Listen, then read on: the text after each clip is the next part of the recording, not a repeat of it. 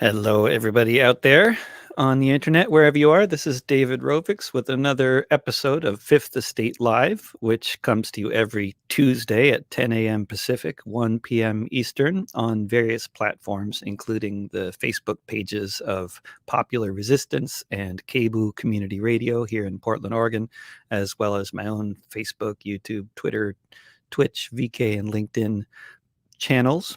And all these episodes also go out in podcast form if you look for This Week with David Rovix on any podcasting platform, or go to davidrovix.com or get the David Rovix mobile app. And with the Fifth Estate live podcast and live streams specifically can also be found at fifthestate.org. Fifth Estate is a quarterly print publication, which you can, normally find out there in the world more easily than you can during the pandemic, but it still exists and you can get it mailed to you, and you can find it at some certain select demonstrations in various parts of the country. And again, you can find out about that at fifthestate.org. And I do other broadcasts on Wednesdays and Fridays. Generally, most weekdays I'm interviewing people, but Fifth Estate Live is on Tuesdays, and it is produced by Peter Werby, who is part of the editorial collective of the Fifth Estate magazine.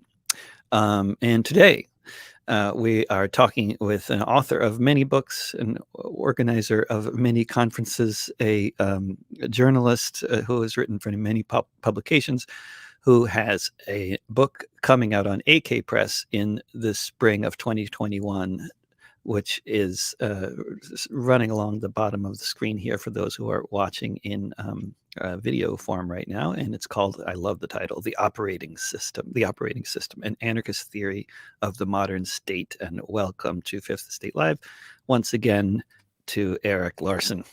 And thanks, Dave. Great to have you back. And this book, it looks just fantastic, and all I've seen is just the synopsis. I guess these days, before you actually publish a book, it has a website for quite a while in advance. And I know from talking to Ramsey at PM Press that it's typical that books are written like a year or more before they're ever published. So timeliness of books is kind of hard to nail down, right? But this is, it's always a timely subject, I think. But at the moment, I think there are more people than ever in this society who are questioning what is the nature of the state, and what good is this state that we got here that is totally incapable of dealing with the health crisis. And a lot of questions being asked. So it seems to me that this is actually a really great time to be coming out with this book. And I wonder, can we just start there? Well, that is something you're running across too, I'm sure, in daily life. Like, people are really people who don't normally question a lot of these things are questioning a lot of these things. Yeah, that's true. I think what we've seen, particularly this election season, has opened a lot of people's eyes to the, let's just say, the disrespect that the idea of democracy is, with which the idea of democracy is treated on an institutional level in this country. And we can talk about Trump, we can talk about the Republicans, but the reality is that we suddenly find ourselves in a political system that has an enormous bag of tricks for keeping people from actually expressing their views and getting their views turned into policy at a national or state or even a local level. There are a multitude of things that can be done to fix elections, to manipulate voters, to play around with the literally the mechanics of voting. And we're seeing a crash course in it right now across the country. The vote is something that is it's a right. It is precious to people. It's something that people have fought and died over for hundreds of years in this country. And yet it's being treated in an incredibly disrespectful way. And again, I know that's a little bit of an understatement by the very institutions that are supposed to honor democracy and commitment to democracy. And I think it's been a shock to a lot of people that the system is not just not working the way it's supposed to be, but it's working antithetically to the very idea of democracy. I mean, of course, the system has been not working in so many ways for so long in terms of like the democracy or as a supposed representative democracy. But what's been happening recently, I think, has probably opened up a lot more eyes in terms of the, like, as you say, the how completely blatant it is. Like with the, and I don't know how many people are necessarily aware of the timeline here, but like with the Voting Rights Act in the 1965, right?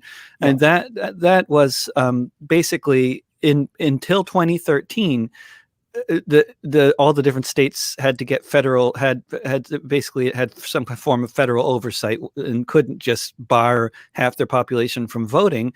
And I think over all those decades, I guess people eventually, or a lot of journalists, politicians, regular people who probably just assumed that, okay, those days are over and now we don't need the Voting Rights Act anymore, and the Supreme Court got rid of it, right, in 2013. I think it was how it stopped.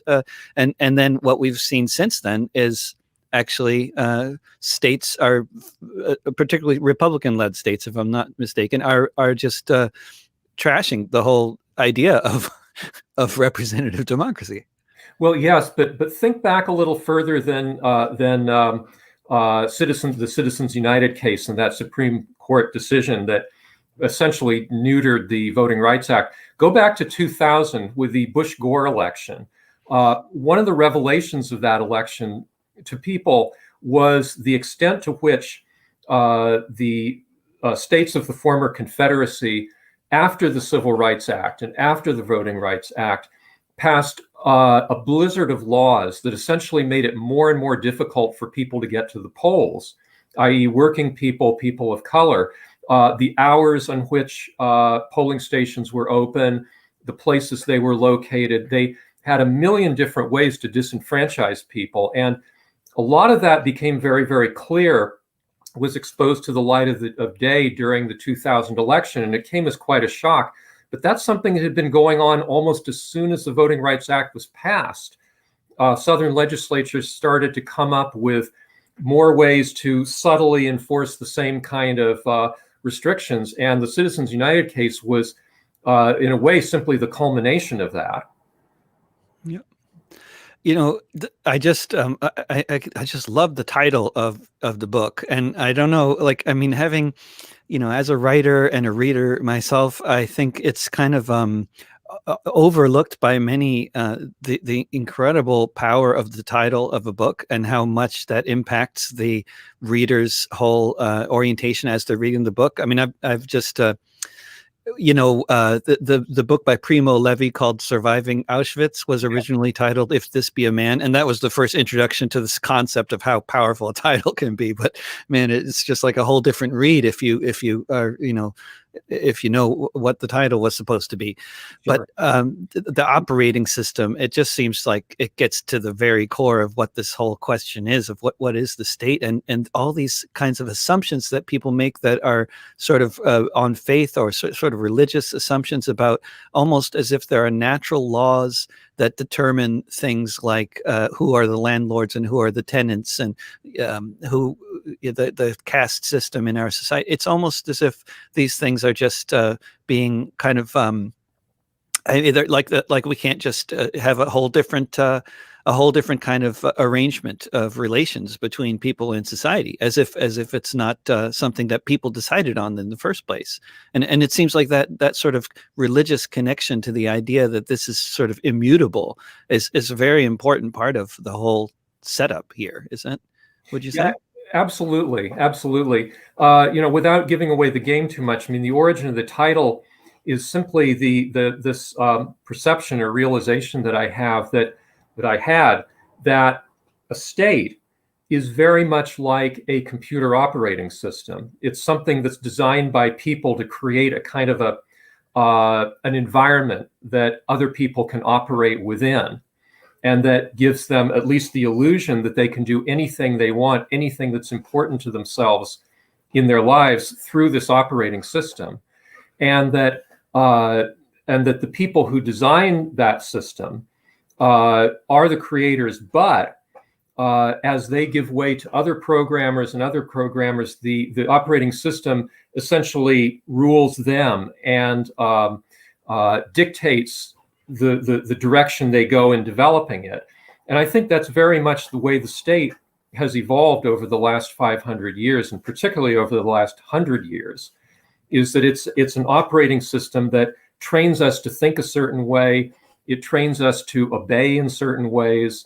It sets subtle boundaries for us, and it seduces us with a certain kind of familiarity and sameness, thematic sameness that we absorb into ourselves. And this is a real barrier to change today. We live at a critical time when we have problems like climate change. We have problems like tremendous inequality via the neoliberal economic system, and something that's sometimes overlooked, although not increasingly not so, which is the fact that we're becoming a more multicultural, truly global society, which can be fine in terms of diversity, but it can also, if in the hands of a neoliberal economy, it can turn the world into more of an uneven, forced labor, unequal, discriminatory society than it's ever been. And I bring those three things up to simply illustrate the fact that the state is created this situation. It seduces us, but we have to try and think outside of it. We have to try and go beyond it if we want to solve these kinds of problems. Mm. And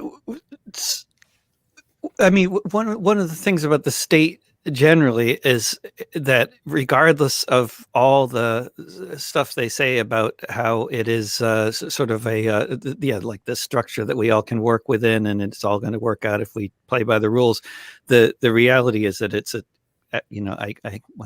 all these good terms have been used too much by Trump. It gets, every time I say things like rigged, it's like, okay, this is Trump's favorite word, but it is a totally rigged system, and it's structurally supposed to be that way.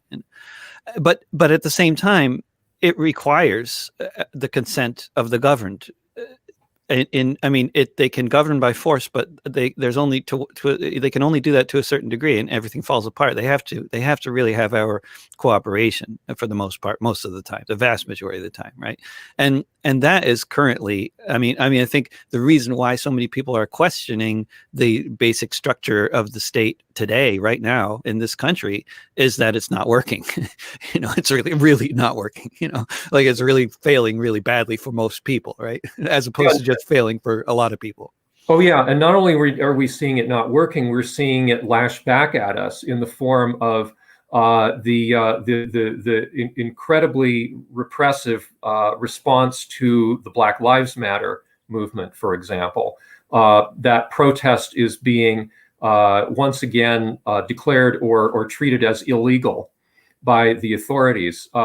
I certainly that has a lot to do with the administration in office, but I think that that's a reflection of for a long time that's been a reflection of the system's or the state's fundamental attitude towards protest and dissent, unless it's politically acceptable dissent. In other words, if you wear a Proud Boys T-shirt or something like that. But it's a system that doesn't work, and that we've seen in very dramatic fashion how it works against us. Right, and then to the extent that the part of the system that I would say in some sense is working is at least whatever element within the government bureaucracy known as the Centers for Disease Control that decided there should be a moratorium on evictions up until the end of December. Because if they had not done that, I don't know. Have you thought about what would society be like right now if that moratorium did not exist? What would be happening? How many people would be on the streets of Houston right now? I mean, they're already evicting people in places all over the country, right? Not here in Oregon so much, but because we have our own state laws around these things that are better than the federal laws, as many states do, but many states don't, and they have a whole lot of millions and millions of poor people living in Class C housing, the vast majority of whom are currently in some situation of either facing eviction or they don't know where they're going to come up with next month's rent. Yeah, the the reality there is that to the extent that people are still in their homes and aren't living out on the street, it's for two reasons. Number one is that, as you say, the Centers for Disease Control and their actions. Number two, the income subsidies that were included in the first stimulus bill that was passed a few months ago when the crisis began. That's running out now. Another stimulus bill has become a political hostage and it's not getting passed. That being the case, the one thing that has prevented up to now a big surge in evictions is the fact that people are mobilized around it. That in cities, not just in Oregon, in New York City, in Boston, other big cities, tenants' rights movements which have been growing and getting more powerful in the last several years, have really been mobilized around this. And so there is some fear among landlords and also among investors in property owning companies to be seen as throwing people out on the street. But that fear goes away as soon as people get out of the street and stop making noise about it. So it's critical that what we have going on in terms of protest continue to build into a stronger and stronger social movement. That's what keeps people in their homes. Right, absolutely. But it's also the I think some of the more intelligent minds in the government are also capable of imagining what might happen. Even if, I mean, of course, I'm quite certain that they are very much influenced by organizing on the ground, but it also seems like you don't have to be very intelligent to be able to figure out what's going to happen when this moratorium is lifted. And of course, the kind of resistance that could be unleashed by the government making that kind of a critical mistake of ending the moratorium without a new aid package first. It would be well. I mean, it's the sort of mistake that I guess maybe the ones who are hoping for the government to make really big mistakes that we might be able to potentially take advantage of, even though it will in the interim it will mean a whole lot of people suffering. But I mean, these are some harsh calculations, but lots of people are making them, both among organizers on the streets and among the top politicians in the land. Huh? Sure. When I am speaking with various radicals about the nature of the state, I find that there's a tendency, especially among U.S.-based anarchists, to dismiss the state generally as something that doesn't work sort of equally badly all over the place. And I, as somebody who spends half of my time used to spend half my time touring in Europe, I have to make the point that states vary dramatically one from another. So, can you talk about that? Yeah, that's true. There are, and especially, it's interesting you mentioned Europe, because on the grassroots level there are a lot more directly democratic ways to influence policy in those countries than there are here. There's not a lot of outlets to influence policy in this country aside from voting and getting out in the street and making a lot of noise. In Europe, there literally are consultative groups in some countries, Scandinavian countries, for example, that allow people to have a direct voice in some policy making, and that's a big difference. That's quite a big difference. And it's true that there are differences between large. You can't compare a state like the U.S., which essentially regards itself and acts like an empire, to a state like even in Italy or Belgium, or a state on that level, is sort of a mid-sized state whose ambitions are mostly within its own borders. There's a very big difference. But what I try to do in my book is to point out the similarities and understand what the state is on a kind of a global level. Because I don't think of the state as being simply government or governmental institutions. It includes many other institutions that are tightly interlocked with the state. So corporations, for example, political parties that are official parties like the Republicans and Democrats, who to some extent are subsidized tacitly and overtly by the state. Nonprofit organizations that help to marshal the money of large donors for various causes. Households to some extent, which are encouraged to structure themselves in certain ways by the tax system and other elements of the state policy making. All of that goes into a kind of an overall system that I call the state with a capital S, which is different from individual states. And that's the operating system that we live within. Whether you're in the United States or Russia or China or Bulgaria, you live within some version of this, and that's what I'm sort of what I'm trying to critique in my book. I think that in some places, yeah, it's more benign, but if you live within one of these countries, you also live in a world that is regulated by states. You have passports, you have rules governing commerce, you have rules governing the environment, you have rules that are made by states, not just individually, but collectively, so that you have a kind of an overall system here that applies to all of us. The reality is that even 100 years ago, there was a pretty substantial part of the world's population that didn't live within states, or if it did, they didn't have a whole lot of, their writ didn't carry very far. You had people living in the highlands of Haiti, for example, before the US invasion, which essentially began opening that place up, who really didn't care what happened in the central government. It didn't really affect them. You had people in Tibet or Mongolia who lived according to a very traditional system that didn't include a state. Most of that's ended in most places. There are only pockets where that kind of non-state existence still survives today.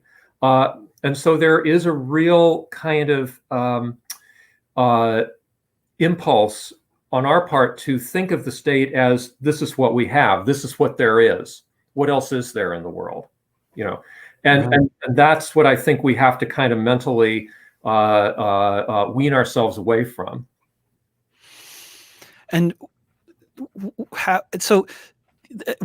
why did you feel like it was important to come up with this term state with a capital S? I mean, as opposed to just calling it something else like the powers that be or the power structure or the system, as they used to say in the 60s. Or, I mean, I guess it makes me cringe even to say the system, because even though I think it's very descriptive, it's so dated. But so you had to come up with something else, because we can't use the system, right? But or the man. We definitely can't call it the man. Yeah, I agree, and I think I just precede my answer to that question by saying that I do really believe that the important thing here is to keep your eye on the institutions and not on the individuals. That Trump, for example, is a bad person, Boris Johnson is a bad person, but it's the system and the way they alter the system. Or contribute to its development that is the important thing. Now, I was going to try one more on you, David. The deep state. How about the deep state? Oh God, yeah. Well, that was nice until Trump got a hold of it. Yeah, there's some validity to that description of things. There is a kind of a continuum of the state that perpetuates itself, no matter what figurehead's in charge of it. But yeah, the system, the deep state, the man, the corporation. There was in the 60s, people sometimes the corporation with a capital C. And I looked at each of those and I thought there's some element of descriptive accuracy to some of that, but really what we're talking about is the state. I simply couldn't come up with any other word for it. But I figured it's the state with a capital S because I want to emphasize that it's an operating system. It's not a specific thing. It's not a specific geographic entity.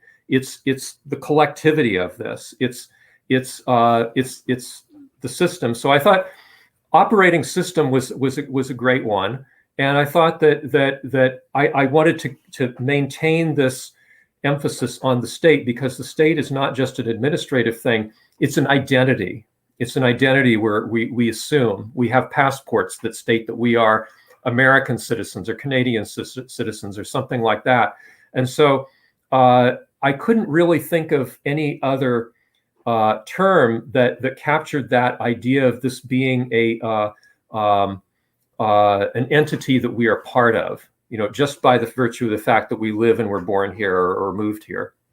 So I don't know if that's yeah. It's a So little I bit guess the answer, but no, that's a very clear answer. And then once we have this, once we have the concept of what it is that is the problem, then I guess there's always the big hurdles of not only how could life be different, but how do we get there? And I just feel like there's, I mean, as it's so important to be able to imagine how things, how society could be so structured so differently than it is now, and yet my feeling about it is that it's that there's a lot more good ideas for how to structure society differently than there are good ideas for how to implement that. But it's, of course, as Sartre said, I think, what is it? The football is made endlessly more complex by the existence of the opposing team. So I guess when it comes to implementation, you have the entire capitalist class and all of their servants arrayed against you. But in terms of at least imagining, perhaps the lesser, or maybe equally important, but maybe easier of the two, in terms of implementation versus imagining. But how could things be structured so differently without the capital S state?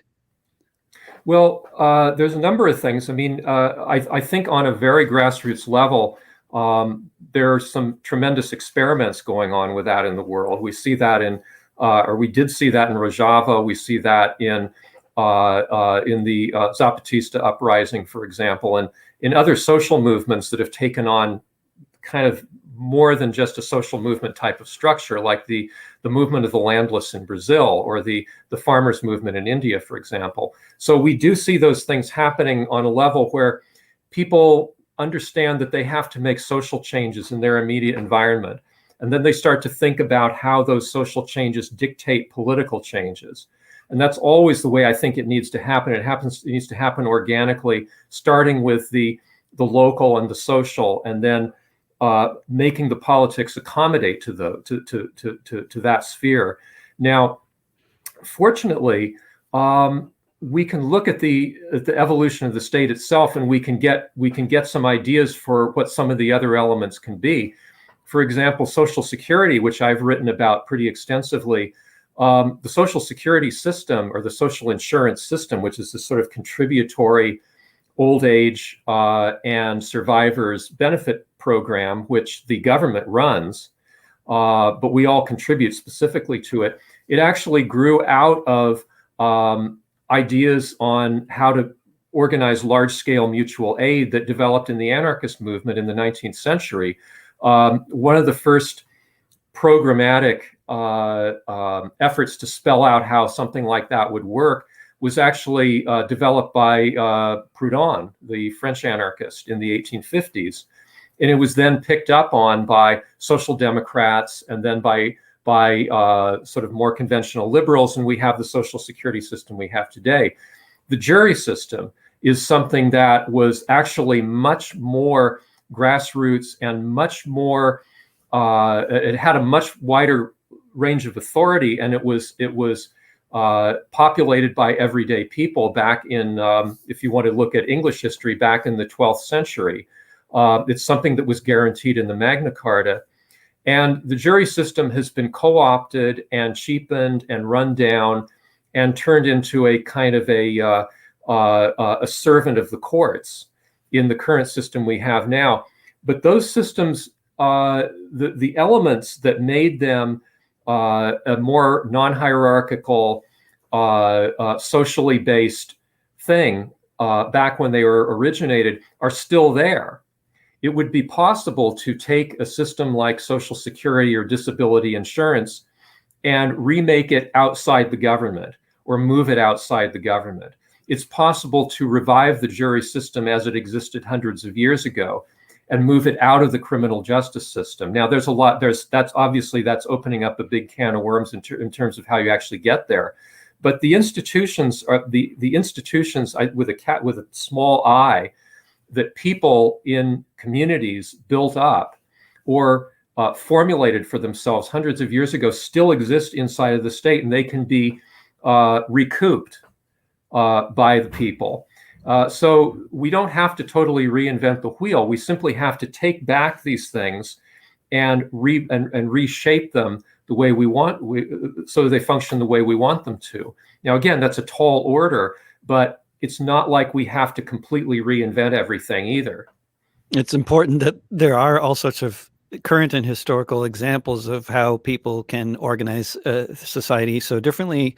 And then also, what about in terms of, I mean, I don't know, I wonder if you want to talk more about the Zapatistas or Rojava, because it seems like those are the two, and both, especially Rojava, so much under siege constantly that the idea of even talking about the achievements of either of these parts of the world is just astounding that anything has been achieved under the circumstances. But they're both important examples, as is other sort of more distant history, but not, depending on how we go with history, it's not that distant in terms of like the what happened in Spain, I guess now 90 years ago, 80 years ago. But Sure. Maybe talk a little about some of the more concrete recent examples of implementation of these kinds of ideas. Yeah, I mean, Rojava was actually one of several experiments that have happened in Syria over the period of the civil war there. I would say when I'm feeling pessimistic, what I tend to say to myself is that what happened in Rojava was a tragedy to the extent that it was ground between two big mill wheels of the Syrian dictatorship of Assad and the nationalism of Turkey. And when it looked like defending it and standing up for it would be too difficult, the United States, for example, just basically kicked it out the door.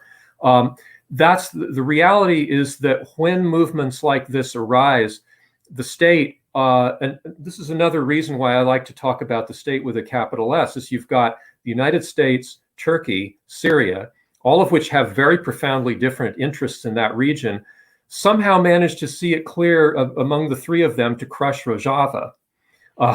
It's amazing how this sort of harmonic convergence happens when the state really needs to work together to stop something threat. I think one of the more I know I'm not really up on this history, but I think you might be. There was one of the more notable examples of this kind of thing was.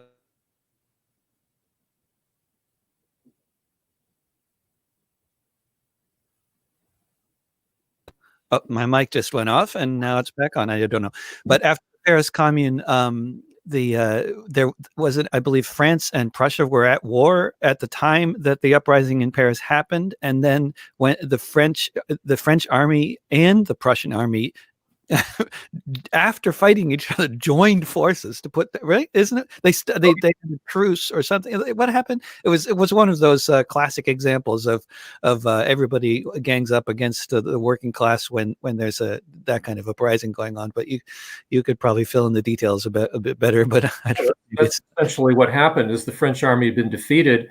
It needed help to put down this uprising, and the Prussian army was there. It was powerful. It was they were feeling good, and so they said, "Let's help out." There was a very clear understanding that this is something they couldn't allow to happen. I mean, keep in mind that the Commune happened within living memory of a lot of people who lived through the French Revolution, and nobody in the power structure wanted to see that happen again. Mm. So yeah, this happens. But you'd asked me to be I think your question was a little bit more in a hopeful vein. Is how can these movements succeed, or how can they survive and generate more of the same. The reality is that I think this is not to lapse back into pessimism, but I think what has to happen is the left around the world has to become far better at working together and supporting itself. That there was a lot of effort to support Rojava, including by our late mutual friend David Graeber, was very organized, very involved with that. But I think that the pressure just wasn't there. The participation just wasn't there. And I think as a global left, we have to think more about where the hotspots are and where our energy needs to go. That's not something that anybody can legislate, but the communication and the levels of understanding need to grow. And we need to understand that we don't just represent isolated communities. We represent more like a school of fish, that has to sort of work together to survive, if you will. When I talk to a lot of people about just the past few decades in the United States, in terms of the various efforts to organize social movements that have, to one degree or another, had their impacts, although at the current moment, it's kind of hard to think about good things that social movements have accomplished in the past few decades, because here we are. But the fact is, it seems to me that that maybe all of the most successful social movements of my lifetime have been organized by anarchists, and and that just seems to be a fact, not an ideological thing that I'm attached to, because I'd be happy to see other people organize great stuff. But it just seems to be that's the reality when I think about the global justice movement, Occupy Wall Street, and so many other of the more prominent viral movements that we've had in this country. In many ways, the more sort of grassroots elements of the anti-war movement, there were bigger organizations that were more top-down organizations, but by and large, it was a grassroots, very horizontal affair. And I wonder what just if you have any comments on that, because it's just a conversation I'm often getting in when people are saying, well, anarchism is the solution, and then I turn the question back at them, like, look at everything that's happened in our lifetimes. If I'm talking to another person in the United States, like, look at all the social movements. Who's been organizing them, and who else has been doing anything particularly useful? Yeah. Yeah, I can address that. I think you have to be a little careful. The Black Lives Matter movement wasn't a specific, or isn't a specifically anarchist movement, right? For example, and the Black community has been organizing to liberate itself for many decades without that kind of ideological overtone on it. And that's a really important point. But I just also would point out about Black Lives Matter that they are so that the movement is so tuned into the idea of not backing Democratic politicians, right? Absolutely. And I think that like a lot of social movements in this country and elsewhere, they partake of anarchist ideas and anarchist methods of organizing and thinking strategically, even if they're not aware of it. And yeah, I think that was the thing that convinced me that Black Lives Matter was something that was going to last and was going to really grow, is the fact that they didn't anchor themselves to a political party or to political candidates, that they weren't going to become a cog in a machine, that this was going to continue to be a social movement that got its energy from the bottom up. Although another thing I would just mention about the global justice movement in the late 90s, particularly, that although although my personal knowledge of many of the organizers is what tells me that they are anarchists, but it's not like most people organizing the protests at the time were using the term in any kind of prominent way in press releases and stuff like that, right? It was also just something that many people knew if they knew that, right? But it wasn't like, yeah. No, it wasn't. It wasn't. It didn't have a big circle A stuck on the logo someplace. It was an attempt to use anarchist organizing, consciously or unconsciously, to create a friendly organizing and useful and flexible organizing environment for a much larger movement. Is how I would put it. Mm. And it succeeded to a large extent, and movements have continued to organize themselves that way ever since. Mm-hmm. And these ideas, the way that when you are sticking to certain organizing principles, the organizing principles are the thing that spreads rather than the organization, and that tends to often work very well, doesn't it? I mean, when there's especially if it's backed up by some kind of something pushing it along, that's I don't know if you can talk about a bit more of those kinds of organizing principles, because especially for many people who were not around for the global justice movement and have never been to a spokes council meeting. Yeah, I remember it was a real watershed moment in 2000 or 2001, I guess, when Time magazine published a big piece about the global justice movement that had a diagram of the spokes council, and it described in some detail how it worked. I think I think that that's the reality of the slogan, the personal is political on a certain level, is the fact that what we imbibe from the movement in terms of how we organize and is what we really take away from it. That really is the meat of it. That's the substance of the movement. And once we experience that, we take it with them, and it changes our expectations, especially in terms of the amount of input that we have ourselves. If you participate in a directly democratic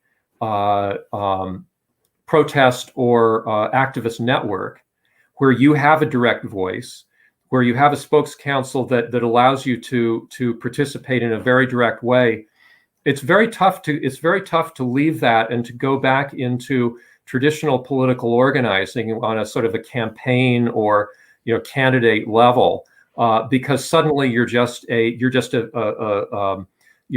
piece in a bigger machine. You get conditioned to want more in terms of organizing. And so I think that it really does change people, and it changes expectations in a really important way. It would be kind of hard to even try to quantify the impact that the Zapatistas had on the world, right? I mean, and the way that worked, which had nothing to do with any sort of organization trying to push their principles, not at all. In fact, I mean, the Zapatistas have generally, for most of their existence, been, I don't know if the word would be sort of, I don't know, they keep to themselves for the most part. They're not, they're, it's not like an extrovert sort of organization. I'm not sure what the term I'm looking at, they're not vanguardist in any possible sense of the word. And yet, of course, they're conducting things according to a model that a whole lot of people are wanting to attempt to emulate. Although obviously for most people in the world, there are basic structural problems with trying to emulate the model, like the fact that they have to pay rent to a landlord or a bank or something along, or that they're being attacked by the police on a daily basis, or any number of other problems that the Zapatistas tend not to have in the jungle there. Right. We don't have the luxury of living in the jungle. That's the reality. But the other thing about the Zapatistas that I have always admired is that when they do interact with the larger society in Mexico or internationally, it's been through convening forums, convening social forums, convening people to talk and to discuss and to share ideas. They don't claim to have the perfect structure for every place, but they do claim to, with a very good will, want people to come together and talk about what kinds of things they can do in a commonality and what kinds of things work for them individually. So I think that they've gone out of their way to create more of a global network because they know that ultimately that global network is what's going to allow them to survive for the long run. So it gets back to this point I wanted to make earlier, which is that we have to think of ourselves as a kind of as activists as part of a global ecosystem of activism, of change, of social change and political change. If we don't, we're going to be isolated. And the Zapatistas to this day, I think, depend a lot on the attention that is focused on them internationally. That's what keeps the Mexican government from becoming really heavy-handed with them. Of course, they do it themselves, but that kind of global community is extremely important. Really, wow. And so I was thinking about just backing up from the actual subject material of your book and talking about actually publishing a book. Because I've been reading a wonderful book that just came out last month. I'm about 2/3 of the way into it, called The Death of the Artist, which is just a fantastic condemnation of 21st century capitalism and how it's destroyed so many industries, from journalism to music to visual arts to sculpture. I mean, it just go down the line, and that's just in the arts. Obviously, not even talking about so many other industries, but like, of course, the taxi industry being one fairly prominent example, because so many of these corporations that are destroying the arts are very much modeled after Uber, or vice versa. But I wonder, just talk about like the reality of writing and putting out a book in the modern in this modern situation. I mean, I don't know. There's so many different approaches to that question, and I don't know what will come to mind to you and to talk about it. But the kind of sort of, I guess, more and more what I think about as an artist who is still surviving as an artist, believe it or not, is how few people are possibly doing that. Like writers, musicians. I mean, is it a coincidence that you and I are both white guys from a middle class kind of background from the Northeast? I mean, not that most white guys can afford to be artists either, but right. When we look at the statistics now, 4 out of 5 people who survive as artists today in the United States are white men. Yeah, according to this, but I think we're white, maybe white, maybe that includes. I can't remember if that includes white women too, but it's astounding anyway. Yeah, either way, that statistic would hit home, and unfortunately, it just sounds really correct to me. I think I've been working for a while on a book about a writer, and Alex Comfort, who was a British anarchist, biologist, poet. He died in 2000. He wrote a famous bestseller in the 70s called The Joy of Sex. And I'm hoping to finish that book up the end of next year. And I talked to a lot of people in publishing. He published over 50 books. I talked to a lot of people in publishing who worked with him over the course of his career with big publishing houses. And they all told me that you talked a lot to me about how the economics of book publishing has changed. That back then, there was still, among people who you'd call capitalists or business people, there was still kind of a sense that not everything can or should be ruled by the market. That in publishing you have mid-list, you have loss leaders, you don't expect every book to be a blockbuster or a potential blockbuster. And the more brutal economy we've had over the last 40 to 50 years has completely changed that. None of that's tolerated anymore. And most of these people said to me, it's not fun anymore. Publishing it's now a kind of a brutal exercise. And that's the reality for a lot of people. On the one hand, and I'm sure you notice this as well as a musician, is you can produce music and you can produce writing like you wouldn't believe. I mean, you can record the stuff. You can do it all at home. It's become very DIY on a certain level, but actually getting it in front of an audience, actually getting it out there is a whole different story, and it's become colossally competitive and colossally profit-ridden. And I mean, the fortunate thing for me is that I have a publisher, AK Press, that does amazing work, that isn't trying to turn itself into the next tech IPO or something like that, is very supportive of its writers and does a great job. That doesn't mean that it's easy for me to make a living doing this stuff.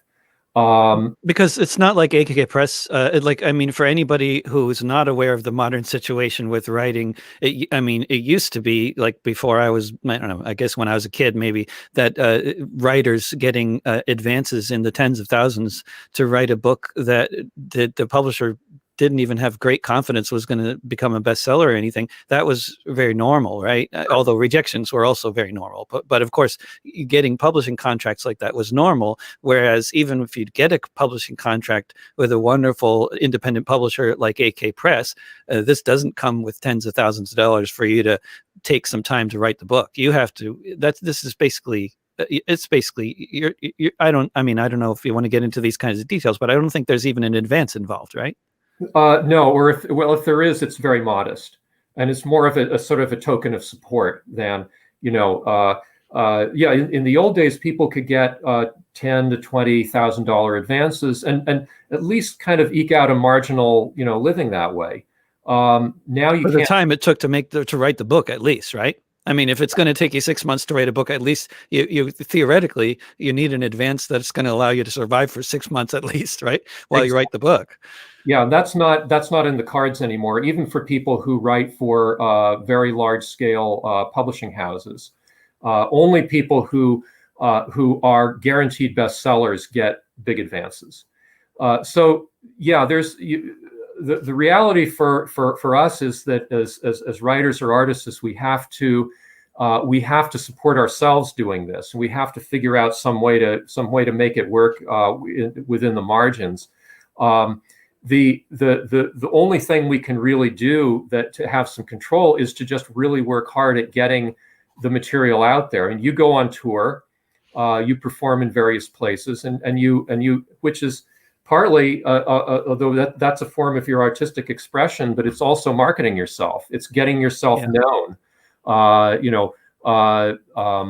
Making yourself a presence, an active presence in the lives of the people who can enjoy your music, and that's what I have to do by going on tour to support a book, for example, or having a presence online and so forth. But it's very much you have to do it yourself.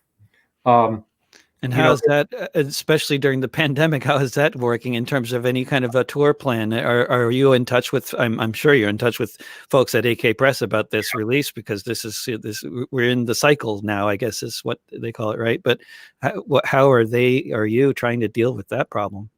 Well, for one thing, we're crossing our fingers, and we haven't talked about it a lot yet, but we're crossing our fingers and hoping that things will be a little more, dare I say, back to normal by spring, which will allow me to get out and actually do some traveling to support the book. But the one thing that has been helpful is that there's a lot more. There seems to be a hunger for book talks and music performances online, and so there's more possibilities for doing that. I have a good friend who just published a major biography, 2-volume biography of William Faulkner, and it came out right when the pandemic hit. But he's been able to do appearances at a lot of the bookstores he was planning to go to online. They've arranged online sessions, presentations and so forth. And actually, he winds up being viewed by more people that way than he would have actually in person. So, we're all adjusting to some extent to this, and it's good that there's more ways to do this online. You do performances online, right? Yeah. Yeah. Yeah, we've all gotten better at it. Yeah, I now know how to use a microphone, so it actually sounds good online, although I feel bad for anybody who watched any of my concerts before like May. Right, and you're becoming an expert on lighting, right? Oh, lighting? No, I really need to work on the lighting. My webcam still sucks, but my mic is good. Yeah, I need to do something about that as well. But yeah, we're all learning. But what's not going to change is the economics of art production, unfortunately. And that's another reason why to question the basic nature of the system that we're living under, because it is so completely failing in terms of anybody who's what we now call a content producer. To use a horrible term, but I mean the arts have been all forms destroyed by modern capitalism, and it's not just about it's not just about the internet either. This is very, I mean, and that's, I think, an important misconception a lot of people have, that it's just the nature of the internet that all these industries had to collapse. No, it's actually what we're doing with the internet and how the corporations are doing it. Yeah. It's not so much the internet as the people who are in charge and the goals they are attempting to achieve through it. The internet is something that was created by corporations and the government, very much in partnership, very tight partnership, and it was created to achieve their goals of faster economic growth, of creation of new ways to produce growth and produce wealth, and so that's by and large the purpose that it has served. It doesn't have to serve that purpose. And there are ways to co-opt parts of that system for a larger community. But this is the reality in a sort of a market economy is what you're facing and what I'm facing. Sure. Yeah. Eric Laursen, it's been such a pleasure having you on again. It's been a fascinating conversation. Hopefully other people think so too. Well, thanks again, Dave, and good luck. I hope I'll actually see you on tour one of these days soon. I sure hope so. As soon as it's safe to sing in public without people fearing that I'm giving them COVID and all that, people have to feel safe cramming into a room again. And the venues were already shrinking before the pandemic, and there's no room to be doing half-filled shows. Yeah. Right. Well, hope to see you on the road. It's the number of heads in the audience, not the size of the room. Well, that's true, right? Yeah, except when you're trying to actually, pay the bills on touring, and then it's both the number of heads in the audience and the size of the room, unfortunately, because right. the rent doesn't go down when the audiences shrink and the rooms shrink. Unfortunately, it's just the opposite. Yeah, seems to be the case. Thank you, Eric. Talk to you soon. You too. Thanks once again. And this has been another episode of Fifth Estate Live. And that was an interview with Eric Laursen there in Western Massachusetts, who has a book coming out in the spring on PM Press called The Operating System, an Anarchist Theory of the Modern State. And it's going to be really good. And tomorrow at the same time, same channels, I'll be doing discussions with David, speaking with a wonderful organizer who lived for many years in Portland and now lives in Sacramento, named Ajamu Umi, who's also a regular writer about current events, and will have all sorts of wisdom on the current situation in the United States today for us. And then on Wednesday, tomorrow, Wednesday, in the 4 o'clock Pacific, 7 o'clock Eastern, we're having a birthday celebration / memorial for Kevin Zeese and launching the Kevin Zeese Emerging Activists Fund. And I'll be singing a couple of songs on that. And then on Saturday, I will be doing a full-length concert on the internet at 1 p.m. Pacific, 4 p.m. Eastern on my YouTube and Facebook and Twitch and Twitter channels. And until tomorrow or whenever I see you all again, I'll see you then. And until then and after then, don't pay the rent. And remember, mutual aid will get us through. Trust your neighbors and take care.